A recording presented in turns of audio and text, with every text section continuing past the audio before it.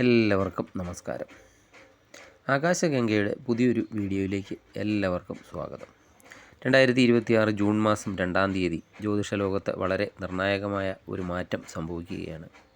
നവഗ്രഹങ്ങളിൽ ഏറ്റവും ശുഭഗ്രഹമായ ദേവഗുരു വ്യാഴം മിഥുനൻ രാശിയിൽ നിന്നും തൻ്റെ ഉച്ചക്ഷേത്രമായ കർക്കിടകൻ രാശിയിലേക്ക് രാശി മാറുകയാണ്. ഒരു വർഷത്തോളം നീണ്ടു നിൽക്കുന്ന ഈ രാശിമാറ്റം ഓരോ രാശിക്കാരെയും വ്യത്യസ്ത രീതിയിലാണ് ബാധിക്കുന്നത്. ഇതിൽ ഏറ്റവും പ്രധാനപ്പെട്ട ഒരു മാറ്റം സംഭവിക്കുന്നത് ചിങ്ങക്കൂറുകാർക്കാണ്. ചിങ്ങക്കൂറിൽ വരുന്ന മകം, പൂരം, ഉത്രത്തിൻ്റെ ആദ്യപാദം വരുന്ന നക്ഷത്രത്തിൽ ജനിച്ചവർക്ക് ഈ വ്യാഴത്തിൻ്റെ രാശിമാറ്റം നൽകുന്നത് ഗുണകരമായ അവസ്ഥയാണോ അതോ വെല്ലുവിളികളാണോ എന്നാണ് ഈ വീഡിയോയിലൂടെ നോക്കുന്നത്. 12-ാം ഭാവത്തിലേക്കാണ് വ്യാഴം രാശി മാറി വരുന്നത്. 12-ാം ഭാവത്തിൽ വ്യാഴം ഉച്ചനായി വരുമ്പോൾ സംഭവിക്കുന്ന അപ്രതീക്ഷിത മാറ്റങ്ങൾ എന്തൊക്കെയായിരിക്കും? നിങ്ങളുടെ തൊഴിലൊക്കെ എങ്ങനെ പോകും? സാമ്പത്തികം, അതുപോലെ കുടുംബം, ആരോഗ്യം എന്നീ മേഖലകളിൽ ഈ വ്യാഴമാറ്റം എങ്ങനെയെല്ലാം സ്വാധീനം ചെലുത്തും എന്നതിനെപ്പറ്റിയാണ് ഈ വീഡിയോയിലൂടെ ചർച്ച ചെയ്യുന്നത്. അതുപോലെ എന്തെങ്കിലും ദോഷമുണ്ടെങ്കിൽ ആ ദോഷങ്ങളൊക്കെ കുറയ്ക്കാൻ ചെയ്യേണ്ട ലളിതമായ പരിഹാരങ്ങളെക്കുറിച്ചും വിശദമായി പരിശോധിക്കുന്നുണ്ട്. അതിനാൽ വീഡിയോ മുഴുവനായും കാണാൻ ശ്രമിക്കുക. ചിങ്ങക്കൂറുകാർക്ക് വ്യാഴം 12-ാം ഭാവത്തിലാണ് സഞ്ചരിക്കുന്നത്. 12-ാം ഭാവം എന്നത് വ്യയസ്ഥാനം അഥവാ ചെലവുകളുടെ സ്ഥാനമാണ്. സാധാരണഗതിയിൽ 12-ൽ വ്യാഴം വരുന്നത് അത്ര ശുഭകരമല്ല എന്ന് പറയാറുണ്ടെങ്കിലും ഇവിടെ ഒരു വലിയ പ്രത്യേകതയുണ്ട്. വ്യാഴം തൻ്റെ ഉച്ചക്ഷേത്രമായ കർക്കിടകത്തിലാണ് നിൽക്കുന്നത്. അതുകൊണ്ട് ഇത് വെറുമൊരു ചെലവല്ല, മറിച്ച് എന്തെങ്കിലും ചെലവുകൾ ഉണ്ടായാൽ അത് ശുഭകാര്യങ്ങൾക്കായിട്ടുള്ള ചെലവുകളായിരിക്കും നൽകുന്നത്. അതായത് അനാവശ്യമായ നഷ്ടങ്ങൾക്ക് പകരം നല്ല കാര്യങ്ങൾക്കായിട്ടായിരിക്കും പണം ചെലവഴിക്കേണ്ടി വരുന്നത്. അതുപോലെ വിദേശയോഗം 12-ാം ഭാവം ദൂരദേശങ്ങളെ സൂചിപ്പിക്കുന്നു. വിദേശത്തൊക്കെ ജോലി ആഗ്രഹിക്കുന്നവർക്കും അതുപോലെ ഉപരിപഠനത്തിനൊക്കെ ശ്രമിക്കുന്നവർക്കും ഏറ്റവും അനുകൂലമായ സമയമാണ്.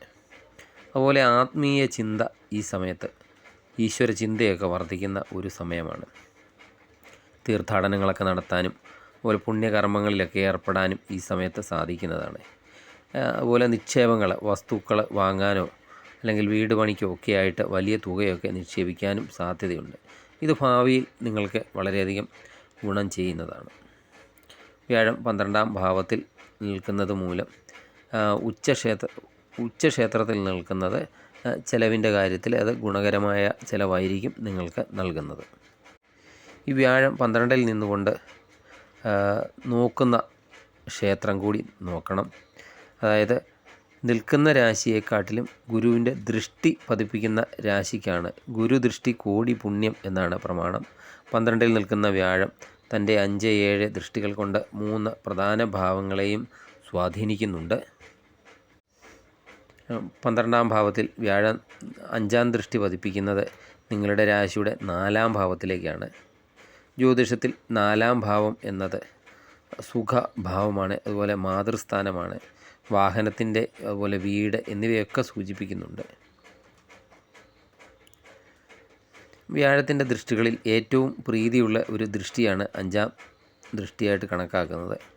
12-ാം ഭാവത്തിൽ നിൽക്കുന്ന ഈ വ്യാഴം തൻ്റെ 5-ാം ദൃഷ്ടിയിലൂടെ 4-ാം ഭാവമായ വൃശ്ചികൻ രാശിയാണ് അനുഗ്രഹിക്കുന്നത്. ഇത് എന്തൊക്കെ ഗുണങ്ങളുണ്ടാക്കും എന്ന് നോക്കാം. സ്വന്തമായിട്ടൊരു വീട് എന്ന സ്വപ്നം നടക്കാത്തവർക്ക് ഈ കാലയളവിൽ അതിനുള്ള ഒരു ഭാഗ്യം തെളിയുന്നതാണ്. അതുപോലെ ഭൂമി വാങ്ങാനോ നിലവിലൊക്കെയുള്ള വീട് മനോഹരമായി പുതുക്കി പണിയാനോ ഒക്കെ ഈ സമയത്ത് നിങ്ങൾക്ക് സാധിക്കുന്നതാണ്. 12-ാം ഭാവത്തിലെ വ്യാഴം ഇതിനായിട്ട് പണം ചെലവാക്കിക്കും എങ്കിലും അതൊരു വലിയ ആസ്തിയായിട്ട് നിങ്ങൾക്ക് മാറുന്നതാണ്. അതുപോലെ വാഹനം ഭാഗ്യം, പുതിയ വാഹനമൊക്കെ വാങ്ങാൻ ആഗ്രഹിക്കുന്നവർക്ക് ഈ സമയം അനുകൂലമാണ്. ആഡംബര സൗകര്യങ്ങളൊക്കെ വർദ്ധിക്കാനും സുഖ സൗകര്യങ്ങൾക്കായിട്ടൊക്കെ പണം ചെലവിടാനും ഈ വ്യാഴം 5-ാം ഭാവ ദൃഷ്ടി നിങ്ങൾക്ക് കാരണമാകുന്നതാണ്. അതുപോലെ 4-ാം ഭാവം എന്ന് പറയുന്നത് മാതൃസ്ഥാനമാണ്. അമ്മയുടെ ആരോഗ്യകാര്യത്തിലുണ്ടായിരുന്ന ആശങ്കകളൊക്കെ മാറുകയും അമ്മയുമായിട്ടൊക്കെയുള്ള ബന്ധം കൂടുതൽ ദൃഢമാവുകയൊക്കെ ചെയ്യുന്ന സമയമാണ്.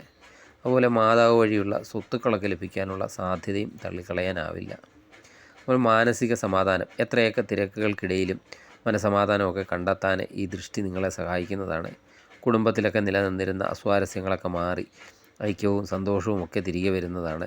വിദേശത്തോ ദൂരദേശത്തോ ഒക്കെ ജോലി ചെയ്യുന്നവർക്ക് നാട്ടിലേക്കൊക്കെ മടങ്ങാനോ കുടുംബത്തോടൊപ്പം കൂടുതൽ സമയമൊക്കെ ചിലവഴിക്കാനോ ഈ കാലയളവിൽ സാധിക്കുന്നതാണ്. എന്നാൽ ഒരു കാര്യം ഓർക്കേണ്ടത് 4-ാം ഭാവത്തിലേക്ക് ദൃഷ്ടി പതിക്കുമ്പോൾ നിങ്ങൾ അമിതമായ സുഖലോലുപതയിലേക്ക് മാറാൻ സാധ്യതയുണ്ട്. ഇത് നിങ്ങളുടെ കർമ്മരംഗത്തെയൊക്കെ ബാധിക്കാതെയും നോക്കേണ്ടതാണ്. മടിയൊക്കെ വിട്ടുണർന്ന് പ്രവർത്തിച്ചാൽ ഈ ദൃഷ്ടിഫലം പൂർണ്ണമായും പ്രയോജനപ്പെടുത്താൻ സാധിക്കുന്നതാണ്. അടുത്ത വ്യാഴത്തിൻ്റെ 7-ാം ദൃഷ്ടി പതിക്കുന്നത് നിങ്ങളുടെ 6-ാം ഭാവത്തിലേക്കാണ്. 12-ാം ഭാവത്തിൽ നിൽക്കുന്ന ഗുരു നേരെ വിപരീത ദിശയിലുള്ള 6-ാം ഭാവത്തെ നോക്കുമ്പോൾ ചിങ്ങക്കൂറുകാർക്ക് എന്തൊക്കെ മാറ്റങ്ങളാണ് സംഭവിക്കുന്നതെന്ന് നോക്കാം. ആരോഗ്യമായ പുരോഗതി, ദീർഘകാലമായിട്ടൊക്കെ അലട്ടിയിരുന്ന രോഗങ്ങളിൽ നിന്ന് ആശ്വാസം ലഭിക്കാൻ ഈ ദൃഷ്ടി സഹായിക്കുന്നതാണ്. അതുപോലെ ശരിയായിട്ടുള്ള ചികിത്സ കണ്ടെത്താനും ആരോഗ്യകാര്യങ്ങളിൽ കൂടുതൽ ശ്രദ്ധയൊക്കെ നൽകാനും നിങ്ങൾക്ക് സാധിക്കുന്നതാണ്. വ്യാഴത്തിൻ്റെയൊക്കെ സ്വാധീനം ഉള്ളതുകൊണ്ട് ഭക്ഷണക്രമത്തിലൊക്കെ മാറ്റം വരുത്തുന്നത് വലിയ ഗുണം ചെയ്യുന്നതാണ്. അതുപോലെ നിങ്ങളെ തളർത്താനൊക്കെ ശ്രമിച്ചിരുന്ന എതിരാളികൾക്ക് മേലെ നിങ്ങൾക്കൊരു വിജയമൊക്കെ നേടാൻ സാധിക്കുന്നതാണ്. ഔദ്യോഗിക രംഗത്തായാലും വ്യക്തി ജീവിതത്തിലൊക്കെ ആയാലും അനാവശ്യ തർക്കങ്ങളിൽ നിന്നും നിയമപരമായ പ്രശ്നങ്ങളിൽ നിന്നുമൊക്കെ മോചനം ലഭിക്കുന്നതാണ്. നിങ്ങളുടെ സത്യസന്ധതയൊക്കെ ചോദ്യം ചെയ്യപ്പെട്ട ഇടങ്ങളിലൊക്കെ നിങ്ങൾക്ക് നീതിയൊക്കെ ലഭിക്കുന്ന ഒരു സമയം കൂടിയാണ്. അതുപോലെ സാമ്പത്തിക ക്രമീകരണം, കടബാധ്യതകളൊക്കെ തീർക്കാനൊക്കെ ആഗ്രഹിക്കുന്നവർക്ക് അതിനുള്ള വഴിയൊക്കെ തെളിയുന്നതാണ്. നിലവിലൊക്കെയുള്ള ലോണുകളൊക്കെ തിരിച്ചടയ്ക്കാനോ അല്ലെങ്കിൽ കുറഞ്ഞ പലിശയ്ക്ക് പുതിയ സാമ്പത്തിക സഹായങ്ങളൊക്കെ ലഭ്യമാക്കാനോ ഈ ദൃഷ്ടി സഹായിക്കുന്നതുമാണ്. 6-ാം ഭാവം സേവനത്തെയും സൂചിപ്പിക്കുന്നുണ്ട്. അതിനാൽ ഈ സേവനത്തെ സൂചിപ്പിക്കുന്നത് കൊണ്ട് ബാങ്കിങ് അല്ലെങ്കിൽ ഫിനാൻസ് രംഗത്തൊക്കെ പ്രവർത്തിക്കുന്നവർക്ക് ഈ സമയം വളർച്ചയൊക്കെ ഉണ്ടാകുന്നതാണ്. അതുപോലെ ഉദ്യോഗാർത്ഥികൾക്കും വിദ്യാർത്ഥികൾക്കും ഒക്കെ ഒരു നല്ല അവസരമാണ്. മത്സര പരീക്ഷകളിലൊക്കെ മികച്ച വിജയം നേടാനും അതുപോലെ സർക്കാർ ജോലിക്ക് ഒക്കെ ശ്രമിക്കുന്നവർക്ക് അനുകൂലമാണ്. പ്രൊമോഷനൊക്കെ ശ്രമിക്കുന്നവർക്ക് അനുകൂലമായ ഉത്തരവുകളൊക്കെ ലഭിക്കാനും ഈ ഗുരുവിൻ്റെ ദൃഷ്ടി കാരണമാകുന്നതാണ്. ചുരുക്കത്തിൽ നിങ്ങളുടെ 6-ാം ഭാവത്തെ വ്യാഴം നോക്കുന്നത് വഴി പ്രതിസന്ധികളെയൊക്കെ അവസരങ്ങളാക്കിയൊക്കെ മാറ്റാൻ നിങ്ങൾക്ക് സാധിക്കുന്നതാണ്. എങ്കിലും മറ്റുള്ളവർക്ക് പണമൊക്കെ കടം കൊടുക്കുമ്പോഴോ ജാമ്യം നിൽക്കുമ്പോഴോ ഒക്കെ ഈ കാലയളവിൽ അല്പം ജാഗ്രത പാലിക്കുന്നത് നന്നായിരിക്കും. വ്യാഴത്തിൻ്റെ ദൃഷ്ടികളിൽ ഏറ്റവും ഗുണകരമായിട്ട് കണക്കാക്കുന്ന 9-ാം ദൃഷ്ടിയാണ് ഭാഗ്യദൃഷ്ടി എന്നാണ് ഇതിനെ വിശേഷിപ്പിക്കുന്നത്. ഈ ഭാഗ്യദൃഷ്ടി നിങ്ങളുടെ 8-ാം ഭാവത്തിലേക്കാണ് പതിക്കുന്നത്. 8-ാം ഭാവം പൊതുവെ തടസ്സങ്ങളുടെ സ്ഥാനമാണെങ്കിലും ഗുരുവിൻ്റെ ദൃഷ്ടിയൊക്കെ അവിടെ പതിക്കുന്നത് വലിയ ദോഷപരിഹാരമാണ്. ഈ കാലയളവിൽ വിചാരിക്കാത്ത വഴിയിലൂടെയൊക്കെ ധനലാഭമൊക്കെ ഉണ്ടായേക്കാം. ഇൻഷുറൻസ് തുക വഴിയോ അല്ലെങ്കിൽ പിതൃസ്വത്ത് മുടങ്ങിക്കിടന്നിരുന്ന എന്തെങ്കിലും കുടിശ്ശികകൾ എന്നിവയൊക്കെ ലഭിക്കാൻ ഈ ദൃഷ്ടി കാരണമായേക്കാം. അതുപോലെ ഓഹരി വിപണിയിലോ ലോട്ടറി പോലുള്ള കാര്യങ്ങളിലോ ഒക്കെ ഭാഗ്യം പരീക്ഷിക്കുന്നവർക്കും അനുകൂലമായ ചില സൂചനകളൊക്കെ ലഭിക്കാനും സാധ്യതയുണ്ട്. എങ്കിലും ജാഗ്രത ഒരു കാരണവശാലും കൈവിടരുത്. കുറച്ചു കാലമായിട്ട് നിങ്ങൾ നേരിട്ടിരുന്ന അജ്ഞാതമായ തടസ്സങ്ങളൊക്കെ ഓരോന്നായിട്ടൊക്കെ ഒഴിഞ്ഞു പോകുന്നത് ഈ സമയത്ത് നിങ്ങൾക്ക് കാണാൻ സാധിക്കുന്നതാണ്. അതുപോലെ മരണതുല്യമായ കഷ്ടതകളിൽ നിന്നൊക്കെ ദൈവാനുഗ്രഹമൊക്കെ കൊണ്ട് രക്ഷപ്പെടുന്ന അനുഭവങ്ങളും ഈ സമയത്ത് ഉണ്ടാകുന്നതാണ്. ആയുസ്സിനും ആരോഗ്യത്തിനുമൊക്കെ ഈ ദൃഷ്ടി വലിയ സംരക്ഷണം തന്നെയാണ് നൽകുന്നത്. പങ്കാളിയുടെ ഭാഗത്തു നിന്ന് സാമ്പത്തികമായ സഹായങ്ങളോ നേട്ടങ്ങളോ ഒക്കെ ഈ സമയത്ത് ഉണ്ടാകാനും സാധ്യതയുണ്ട്. അതുപോലെ പങ്കാളിയുടെ ജോലിയിലോ ബിസിനസ്സിലോ ഒക്കെ പുരോഗതിയും ഉണ്ടാകുന്നതാണ്. അവിവാഹിതരായവർക്കൊക്കെ തടസ്സങ്ങളൊക്കെ മാറി വിവാഹാലോചനകളൊക്കെ സജീവമാകാനും ഈ ദൃഷ്ടി സഹായിക്കുന്നതാണ്. ചിങ്ങക്കൂറുകാർക്ക് 12-ാം ഭാവത്തിലെ വ്യാഴം ചിലവുകളൊക്കെ വർദ്ധിപ്പിക്കുമെങ്കിലും 8-ാം ഭാവത്തിലേക്കുള്ള ഈ 9-ാം ദൃഷ്ടി അപ്രതീക്ഷിതമായ സോഴ്സുകളിൽ നിന്ന് പണം ഒക്കെ എത്തിച്ചു തരികയും നിങ്ങളെ പ്രതിസന്ധികളിൽ നിന്ന് കൈപിടിച്ചുയർത്താനും നിങ്ങളെ സഹായിക്കുന്നതാണ് വ്യാഴത്തിൻ്റെ 9-ാം ദൃഷ്ടി. 12-ലൊക്കെ വ്യാഴം നിൽക്കുമ്പോൾ അനാവശ്യമായിട്ടുള്ള മാനസിക വിഷമമോ സാമ്പത്തിക സമ്മർദ്ദമോ ഒക്കെ അനുഭവപ്പെട്ടേക്കാം. ഇവ പരിഹരിക്കാനും ഗുരുവിൻ്റെ പൂർണ്ണമായ അനുഗ്രഹമൊക്കെ നേടാനും ചിങ്ങക്കൂറുകാരെ ലളിതമായ ചില പരിഹാരങ്ങളൊക്കെ ചെയ്യുക. ആഴ്ചയിൽ ഒരിക്കൽ വ്യാഴാഴ്ച വ്രതം അനുഷ്ഠിക്കുന്നത് ഏറ്റവും ഉത്തമമാണ്. അന്ന് മഞ്ഞ വസ്ത്രം ധരിക്കുകയും വിഷ്ണു ക്ഷേത്ര ദർശനം നടത്തുകയും ചെയ്യുക.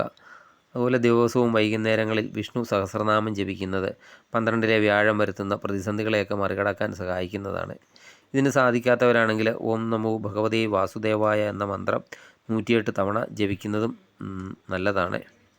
അതുപോലെ വിഷ്ണു ക്ഷേത്രത്തിലോ ശിവക്ഷേത്രത്തിലോ വ്യാഴാഴ്ചകളിൽ നെയ്വിളക്കൊക്കെ കത്തിച്ച് തൊഴുന്നത് ഭാഗ്യദോഷങ്ങളൊക്കെ അകറ്റാൻ സഹായിക്കുന്നതാണ്. ചുരുക്കത്തിൽ ചിങ്ങക്കൂറുകാർക്ക് 2026-ലെ വ്യാഴമാറ്റം ഒരു സമ്മിശ്ര ഫലമാണ് നൽകുന്നത്.